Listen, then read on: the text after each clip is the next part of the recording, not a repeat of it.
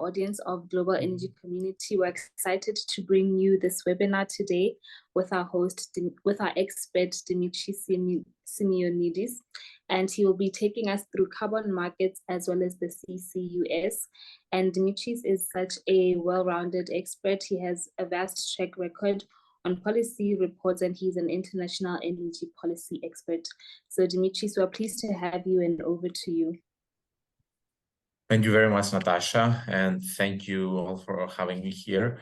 It is really a pleasure to share with you all of the excellent business opportunities that exist in the sphere of carbon capture and storage, and also the carbon markets, of the carbon credit markets that can really, if they are taken into consideration responsibly, they can really present a great ally in battling, in mitigating climate change, and in really making an impact, a big environmental impact. My name is Dimitris Symeonidis, and I am an international energy advisor, and recently the founder of the Decentralized Solutions Global Network, where we're working with local communities on tackling the issue of the lack of infrastructure on the energy grids through decentralized production that is efficient and that has a very high societal value, from communication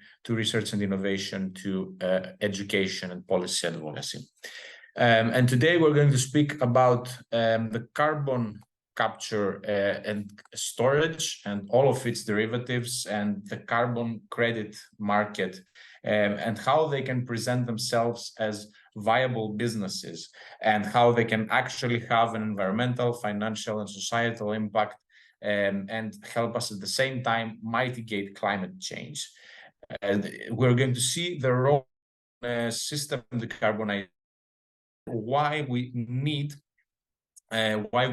carbon capture, and why we need an approach beyond renewable energy technologies, beyond simply reducing our energy carbon footprint.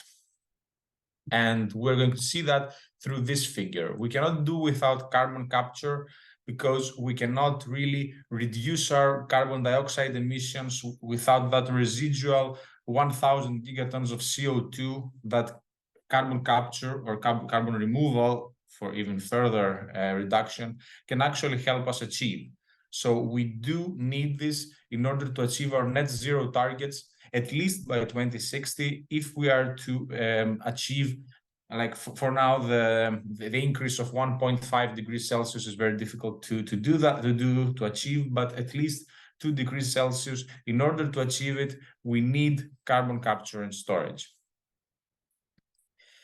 In addition, as we're approaching the second phase of the Green Deal, as we're approaching the second phase of IRA, we see that the heavy industry needs, at the epicenter, carbon capture and storage in order to be achieved. You can see this diagram, which shows, which is basically a diagram taken from the Net Zero Act for industries within the EU, how they're envisioning this into a coastal area, industrialized. Usually the main partners here are in the Netherlands and in Germany, so you can understand that this is very pertinent for them, as they have a very big industry, very big heavy industry that is very difficult to decarbonize.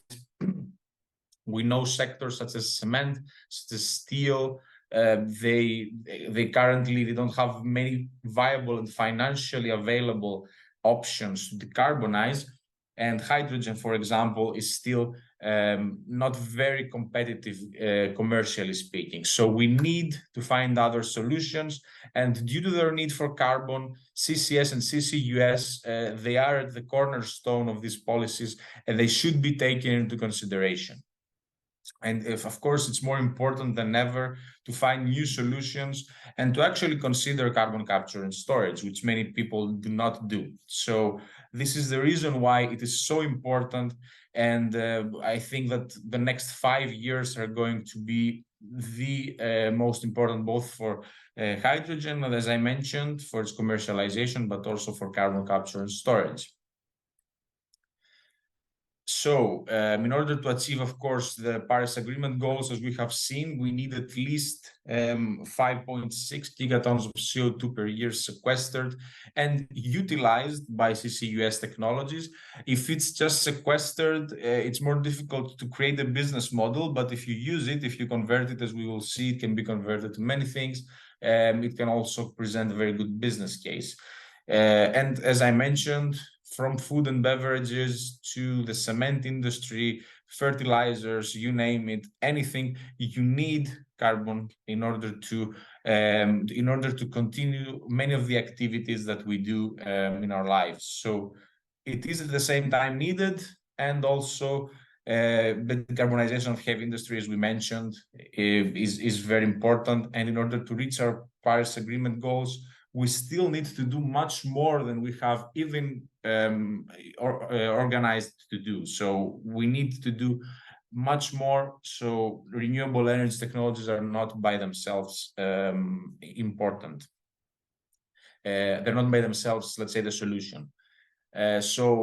But at the same time, we need to think, what is carbon capture and storage? And what is carbon capture, first of all? Carbon capture is a net zero emissions technology. It's different than carbon removal, because carbon removal basically presents negative emissions as it sucks existing CO2. From what we will see, there are some carbon removal technologies such as direct air capture, which have a negative equilibrium. So it's different than carbon capture, which actually has a zero sum at the end of the day.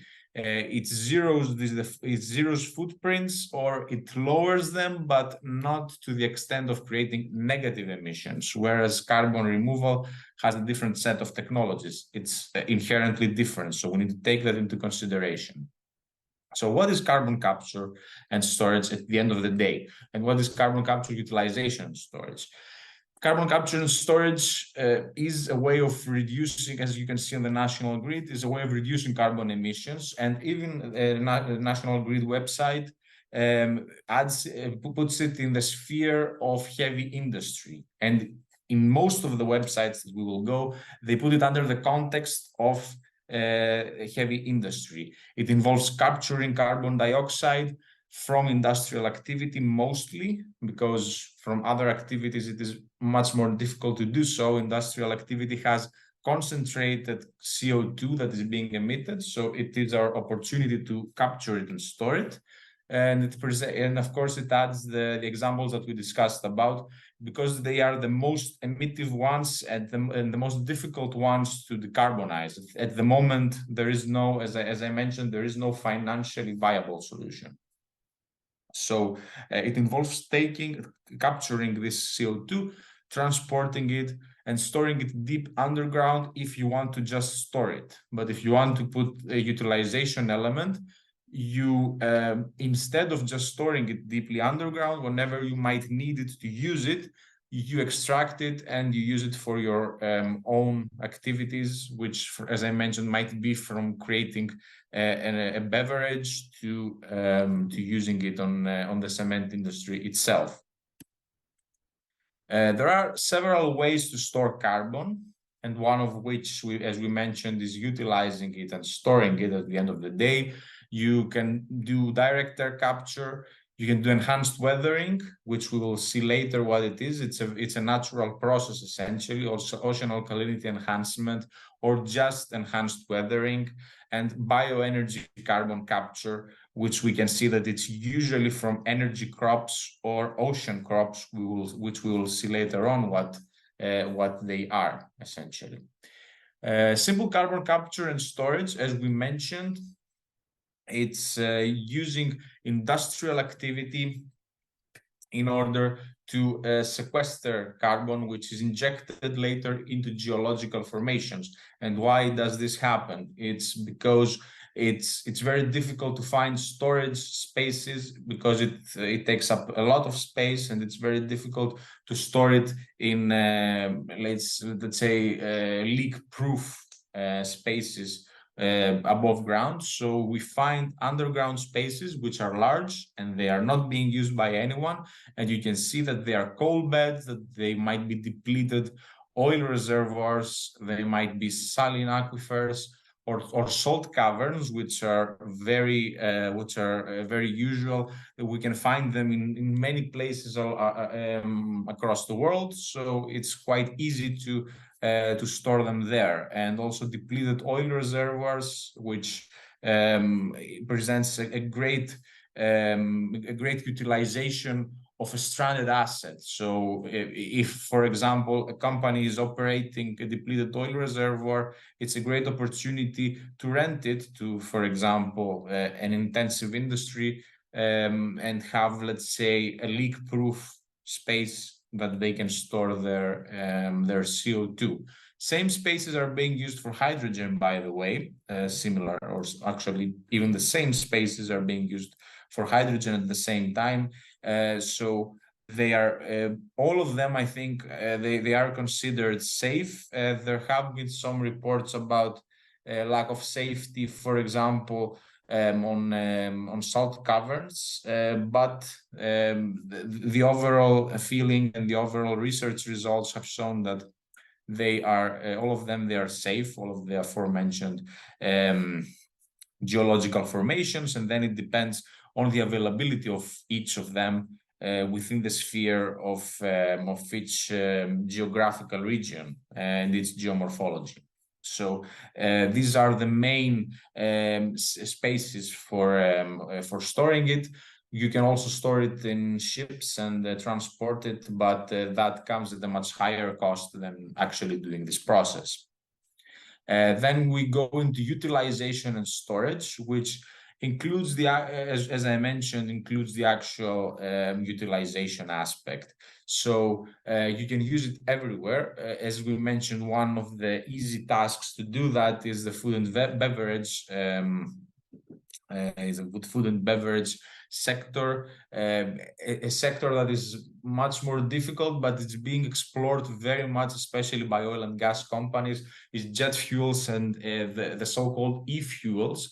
So, for example, if I have a partner that produces renewable hydrogen, instead of making engines anew, for example, like from scratch, in order for them to burn hydrogen, I can just synthesize hydrocarbon, for example, methane, or anything that can be actually used by these engines, and continue with biogas, or with bio oil, continue my own, actually it's synthetic, it's not bio oil essentially, but through synthetic oil or synthetic gas, continue my business as usual. Cement and steel, as we mentioned, are the more difficult, let's say, paths to follow. And then there are consumer products, the so-called bioplastics, which can be from anything from shoes to platform chemicals in general. So this is the different element of carbon capture, utilization, and storage. And then we go into the third part, which is enhanced weathering. And enhanced weathering is essentially a natural process, as it involves mining of minerals, which in most cases are serpentinites. Olivine is the most classic one of these. You can find it a lot in Southern Europe. You can find it in Norway a lot. You can find it in the Balkans. And its mining process, it's perfect for once it's being ground. It can be used on agriculture, as you can see also on the image. It can be injected with Portland cement, which is a great way to reduce the need for Portland cement, which is very much energy intensive. So you can have the same building structures, store, basically use CO2 and store it within the buildings, and at the same time have solid buildings. It has been used in the paper industry as well, which is another way to hide CO2, to store it within pieces of paper. And the same goes for plastics. So what happens is when this olivine is ground, and when it reacts with water, or it reacts with a humid, for example, soil, it performs a chemical process that sequesters the CO2 from the atmosphere, and or when it reacts with cement, it stores this CO2. And for example, when we're talking about cement, if we're talking about a building, unless you have unless this building is demolished for one reason or another, this CO2 is stored for good within this building. So this is a very good natural process. The downside of this, if I may add, is the energy intensity. You can see, for example, mining trucks.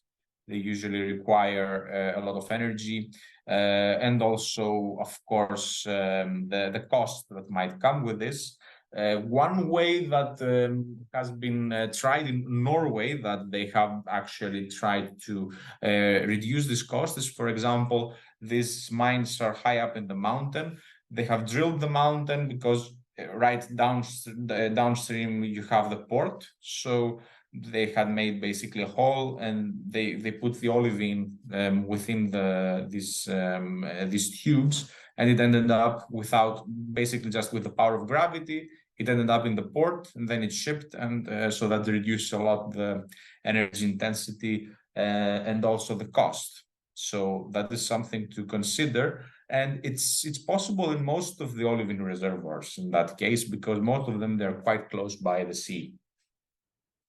And then we go to the direct air capture, which if you are familiar with most of the ventures of Elon Musk, you might know also the Climeworks, the Climeworks plant in Iceland, which sucks air out of the sucks CO2 out of the air, and it just then stores it in here you can see, for example, I think in Iceland they do that in geological formations, but you can also store it in tanks. The advantage, of course, is that it is a carbon negative technology, so it sequesters already emitted carbon. So you can basically reverse all the bad that has been done in the previous, I don't know, decades.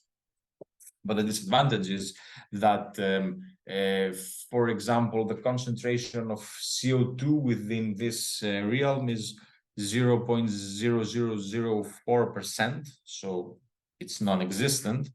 And so you need a lot of energy to suck this little concentration, which translates also into large costs, unless, of course, Iceland does that with geological energy, but which technically is free. But it's very difficult to find that much free energy in most cases, so it can be also cost intensive if you don't use that much readily available energy. So we're going a little bit into the utilization aspect again, because we talked about how you can capture CO2 and where you can use that. But we didn't talk about feasibility very much. And this graph is very good for showing on what can be done at the moment, what is feasible to be done, or what can have a big impact. So these are the main questions that we should take into consideration. The first one is scalability. How easy can we scale it? How easy can we make high impact? Because that is the most important thing that we should be thinking at the moment, how to reduce our emissions, or how to remove carbon as quickly as possible, and how this business model can actually have a financial impact at the same time. This is close to the second question of how much will it cost. So if it's very costly, investors won't care. So we need to take that into consideration. And third question is, how efficient will it be? So I spend that much energy to sequester that many CO2 gigatons per year. And here you can see that, for example, jet fuels, even though they can have enormous impact, because we're talking about decarbonization of the aviation industry, it takes a lot of years for them to be considered fully commercial. The same thing goes for aggregates and for and animal feed, for example, doesn't have any real impact that it can make. formic acid is something that is readily available, but it doesn't have much impact. The best situation, as we mentioned, is concrete, cement, methanol. This is why everybody is working on mostly on these kinds of technologies, because it can have an impact, and it needs a few, not many years to actually start commercializing and start going out in the market in a way that it can be actually utilized by businesses without requiring subsidies. Because at the moment, all of these technologies that we see here, they require subsidies in order to enter the market. So we really need to take that into consideration, because otherwise the economy will not function if we continue being dependent on these very subsidies. So this is the reason why you can see that these two technologies, especially, they are being supported also by EU-funded programs and by international aid programs, because they, by using CO2 for concrete and methanol, you actually have a larger impact for less years to wait for. And as we mentioned, energy crops, this is something that is basically proprietary, not even technology, it's just nature. And you can see here that there are many crops that they have quite good basically input of carbon with regards to residues, especially, for example, cassava. Many of them, they are in Africa as well, sugar beet, and for example, even millet, which is very which might have like a low input of C, but input of carbon, but it really has a big regenerative ability. But also you can see that all of these crops, they can function as energy crops. But energy crops, energy land crops should not be the only ones that we take into consideration. I'm mentioning the example of mangroves to everyone, and we will connect this later to our discussion about carbon credits and the carbon credit market, because mangroves can sequester up to 10 times what a tree can sequester in terms of CO2. They sequester deep down, and since they are already within water, it goes even below water. It can basically get fully stored, and I think it's being considered by many scientists as the safest way. Seagrass and marshes can also be supportive, but seagrass, you can see that it's being, if you live in the Mediterranean, for example, you have seen huge seagrass blooms, being washed in the shores of many Mediterranean countries. So that means, because one of the issues that we also need to think of carbon is we don't need it back, because if it's being washed back, then that means that it's being again emitted on the atmosphere. So we're doing nothing. It's just like throwing a pebble in the ocean. It's like it's really nothing. So that means that all algae and aquatic plant species do not really sequester carbon unless we store them, we sink them even below the surface of the bottom of the sea. So that's something that has enormous costs and doesn't really generate a lot of business capital. But at the same time, of course, the issue with mangroves is that, for example, algae I can sell for agar and for all of their carrigan and for all of their ingredients that are being used in chemicals, cosmetics, etc. But with mangroves, this is not really the same case, because they are not very easily exploitable. Only for their fauna that lives within them. For example, there are these blue crabs that exist, I think, in Southeast Asia within their waters, and I can use them as food. But apart from that, there is very little that you can do with mangroves. So unless, like, the only way that one would think of using mangroves as a business model would be to sell the carbon, that you sequester in some form or another, or to sell this deed that you do, this good deed, like I sequester a lot of carbon, so you have to, let's say, compensate me for something like this. But how can such a mechanism work? How could this even work as a business model? This is where the carbon market enters the chat, let's say. The carbon market is essentially a way to incentivize people, incentivize companies, sequester carbon, incentivize charities, humanitarian aids, international aids to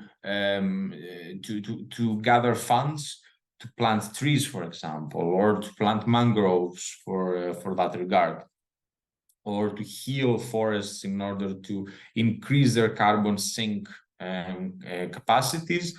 But here, where we care also, it's like within this discussion, we care about two things. One of the things is actually generating a carbon market. The other thing is also making profitable businesses. So these things are intertwined, and we will see here how the carbon market can help generate sound business models. The carbon market has two different forms. I mean, of course, the centralized form is quite developed at the moment, whereas the decentralized is in a more nascent phase, especially because it's connected to blockchain technologies. How does the carbon credits ecosystem works? So I have a project that I have developed, which project is supported by investors. It might be a project. It might be a project of a solar power plant, let's say, or a wind park. It might be planting energy crops, planting mangroves, or it can be anything, just mining olivine, anything that can sequester, anything that can either help me reduce carbon emissions, capture carbon and store it or use it somewhere, or help me remove carbon. Any kinds of projects like this are eligible. Then we, if I have this, I have sequestered this, I have verified this through gold, for example, Gold Standard or Vera. I then, and through third-party auditors, basically, which requires paying a fee for registration, and we will understand that it is a problem. Then you have credit buyers, which are companies that are either buying credits out of goodwill or that are emitting a lot of carbon, and they need to somehow compensate for that, which is called offsetting. And in order to compensate for that, they have to buy these credits. So they buy credits for someone who sequesters carbon.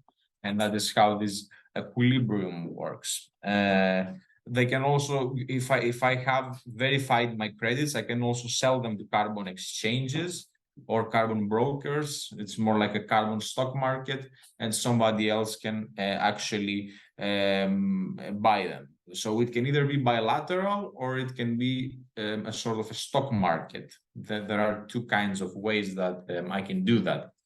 The main problem with this, as I have worked also with small-scale project developers, is that it's very difficult to establish a relationship with the carbon offset programs and these schemes, both Gold Standard, Vera, and all of the carbon verifying schemes. Organizations. They will require a lot of financing from your side as a project developer, and a lot of bureaucratic work that if you're not like, let's say, a large scale organization or company, will have a very difficult time navigating. So that is why many organizations, especially in the global south, and many companies, they don't develop these kinds of ecosystems. So what can alternatively be done for them is decentralized production of carbon credits. And I don't mention it here, of course. It involves blockchains, so it involves safe transactions through smart contracts and verification. So it's much easier because these transactions, they don't really require third-party large-scale mediators, let's say. So I can use an existing ledger, and there are already ledgers that are being developed specifically for carbon credits, or they cater carbon credits. One of these is Hedera Graph, for example, which is a cryptocurrency that is being used, for example, for eco-friendly transactions, and it's quite low on energy intensity, because with blockchain, energy intensity is always a problem. And it gives, let's say, the freedom to small-scale project developers to actually make a transaction and to get financed because they have sequestered carbon. And this is very good for example, small-scale mangrove farmers, for small businesses that have developed, a solar power plant in a set of solar panels in sub-Saharan Africa, for example. So for all of these, decentralized carbon credit markets are the solution. The problem with them is that they are nascent, at the nascent stage. The cryptocurrencies are characterized very much of volatility, so they need to be able to have knowledge and navigate this ecosystem. And of course, the energy intensity sometimes of mining these currencies is prohibiting. It should be noted, of course, the regulatory framework of both centralized and decentralized solutions of that regard, because centralized, there are some countries such as Kenya, from what I remember, that they have actually not actually banned, but it's not really it's not allowed within the country to trade to trade carbon credits. And for Kenya, for example, decentralized finance is allowed, so you can actually trade cryptocurrencies for carbon credits. But there are countries that it's the exact opposite, where cryptocurrencies are not allowed, but carbon credits are allowed. So this also depends on the regulatory framework and how you actually navigate around it. So this is also needs to be taken into account. And both solutions, they are met with challenges. The first one is connection to greenwashing that might, of course, reduce the marketing capacity, reduce the social acceptance of a company or organization. And most importantly, it has very big a negative environmental impact, because if you do a project just for the sake of looking more green, then at the end of the day, you're going to have made zero impact. And instead, with your activities, you're contributing to the perpetuation of climate change. The second part is a proper life cycle analysis. Many companies, they just buy carbon credits without looking at the verification scheme, or they develop, if they are project developers, they develop carbon capture and storage projects without actually having looked into every aspect to understand if there are going to be leaks, if it's safe for the nearby citizens, if there are going to be any issues reported in terms of societal impact. So these also should be thorough, and many of the times life cycle analyses are not as thorough as they should be, and that is reflected, of course, on the project itself and on the results that it has on the local communities. Regulatory framework, policy and legal framework is also something that we discussed. So there is lack of consistency, both in the centralized and decentralized solutions with that regard.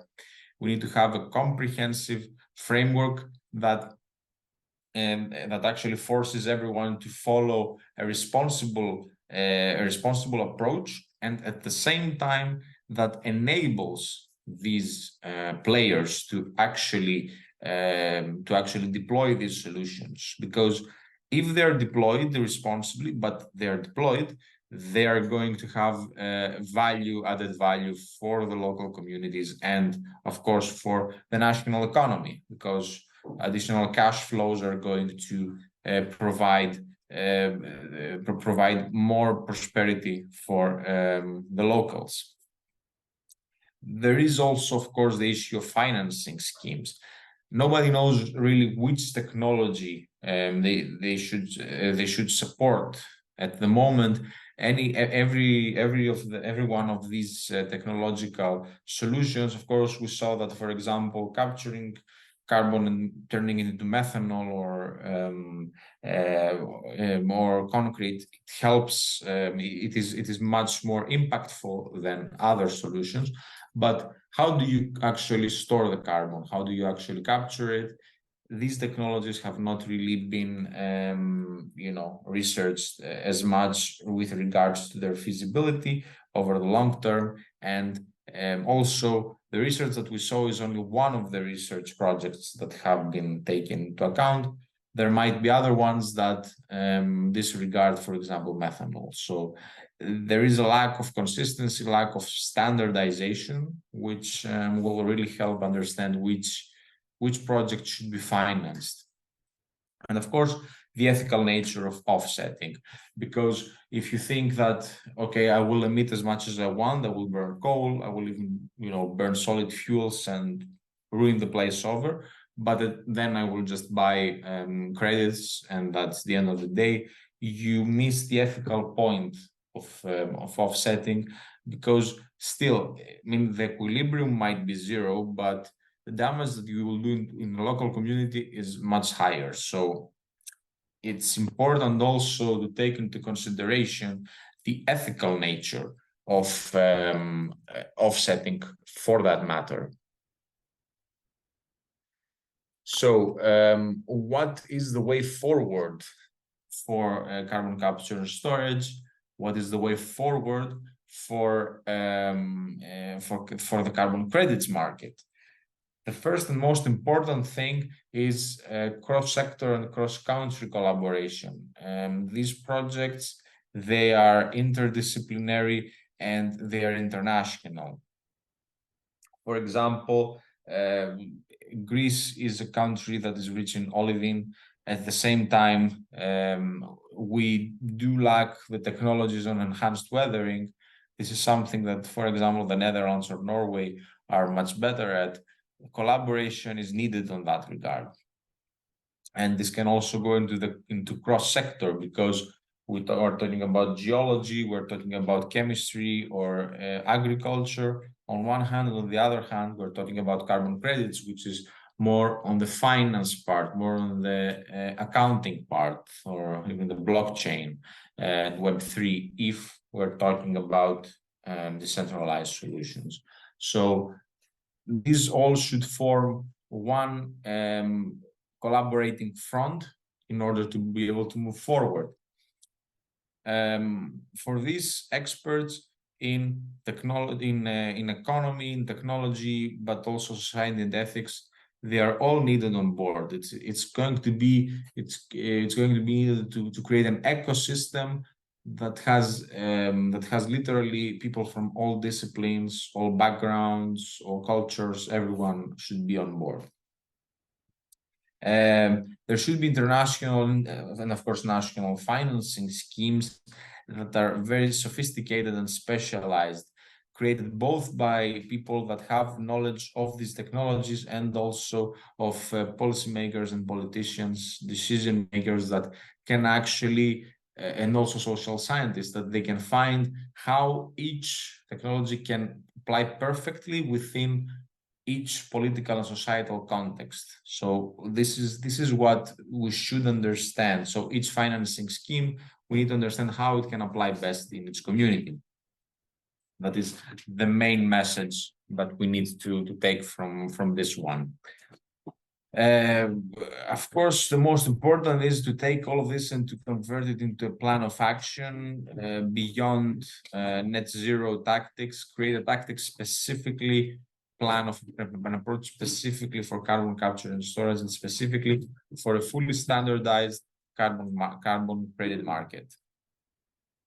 For this, of course, all of the young people are, let's say, the chosen ones, and it's very important to include education on carbon capture and storage, and utilization, and to really teach all of these methods that we talked about, to add them to tertiary education, to every level, every discipline, to be able to make everyone understand how they can be a part of each of these technologies. For example, if you're on the oil and gas sector, you need to be taught how to deploy responsibly these CCS and CCUS technologies. And of course, at the same time, if you're in agriculture, you should be able to know very well how to deploy these kinds of things. This is the only way that we can mitigate climate change, and to let's say that we have almost all of the steps in order to achieve this, and we are missing these 2-3 steps of carbon capture and storage. This is the only way to responsibly put them there, in a way that does not cause an unethical nature of offsetting, or the issue of greenwashing, so that we actually move forward with our fight against climate change. That is basically the discussion around carbon capture and storage. Thank you very much for your attention, and feel free to reach out to my Gmail, or contact me on LinkedIn, and let's continue the conversation. Thank you very much. Thank you so much, Dimitris, for this very insightful webinar. I actually have a couple of questions for you, if you don't mind answering, and I'll be reading them out. So the first one is, in the context of carbon capture, utilization, and storage, what role do government policies and regulations play in shaping the adoption and scale up of these technologies, and how can they complement carbon market mechanisms? Yeah, that is a very good question, and it's really important to also make a plan for policymakers as well.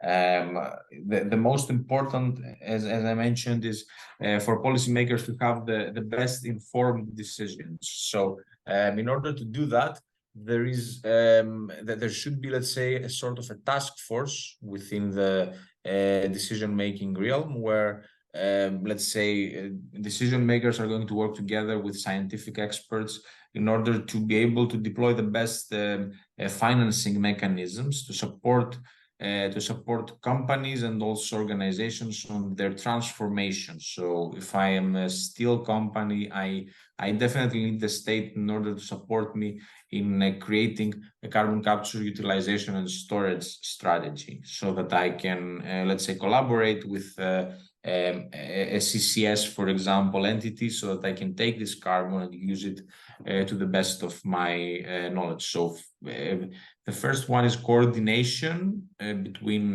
politics, scientific experts, and societal, for example, or more economy related experts. And then the second one is actually deploying these financial incentives in order to support these companies in their transformation. And the second one, with regards to the carbon credit market, this can also come complementary, as this is more related to the international community, but also the national one, because it's important to provide the necessary incentives, or create, let's say, a stock market that will have, on the best of its interest, the intention of providing the capital to the companies in order to be able to transform this again, to make that transformation. And that usually comes with the contracts that are being signed within the carbon credit market, or if we're talking about decentralized solutions, the nature of the cryptocurrencies that are being traded as part of the carbon credit market. So this is the main pathway forward. Okay, thank you for the very in-depth answer. And the last question is, could you provide some examples of successful projects or initiatives that have effectively integrated CCUS into carbon markets to reduce emissions, and what were the key success factors? Yes, thank you very much for that question as well. A solution that used basically that included carbon capture, utilization, and storage, and effectively is helping companies participate in the carbon markets, and that is being deployed at the moment at the European Union level. Involves mostly, it's still at a nascent level, of course, but it involves the utilization of carbon that is being sequestered as an additive to cement. And a similar one, of course, this is actually a project that has started in Greece, and a similar one is carbonites in mineral composites within the aviation industry. So these two, they have been like carbonate fibers, for example. So these two are the most successful so far in terms of creating viable economic models. And because the companies are very large, it has been also added within the carbon credit market. And the success factors, as I mentioned, are mainly two. They create a viable business model, so they have found a cheap way to sequester carbon and a cheap way to incorporate it within their own structures. And at the same time, they were large enough corporations in order to be able to enter the carbon credit market. So at the moment, these are the three elements of success.